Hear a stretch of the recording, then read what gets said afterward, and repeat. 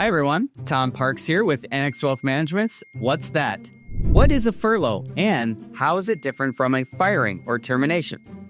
Merriam-Webster, you don't know what that is, it's a book that has word meanings written in it instead of a website, offers a few definitions of a furlough, including a quote, leave of absence granted to a government or institutional employee, and a quote, temporary leave from work that is not paid and is often for a set period of time.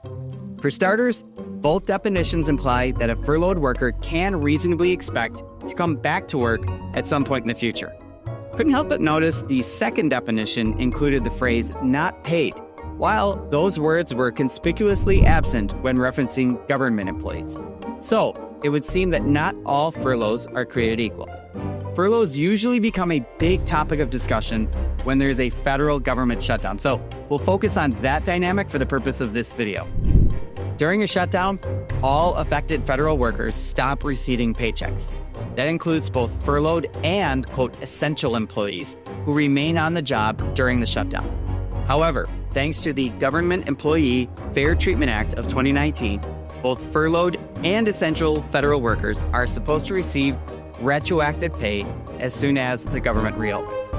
Furloughed employees are eligible to file for unemployment compensation for federal employees, but here's the caveat.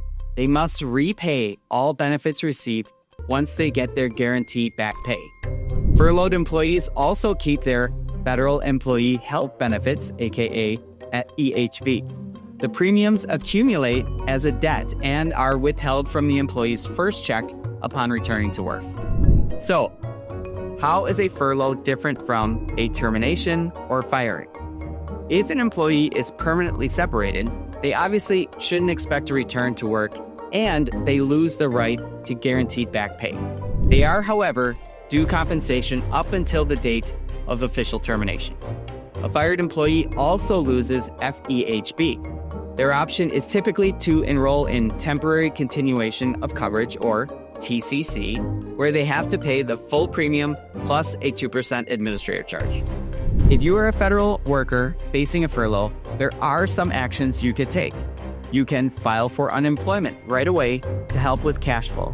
You may also want to contact your lenders, mortgage companies, student loan providers, etc., to ask for forbearance or deferment options to protect your credit score. Check out our What's That video on forbearance for more information on that one. Finally, investigate specialized resources like interest-free loans offered by federal credit unions to help you weather the storm. Understanding the technical difference between a temporary furlough and a permanent firing is the first step towards safeguarding your financial future during a government shutdown. For more insight and educational content like this, please subscribe to the Annex Wealth Management YouTube channel. Thanks.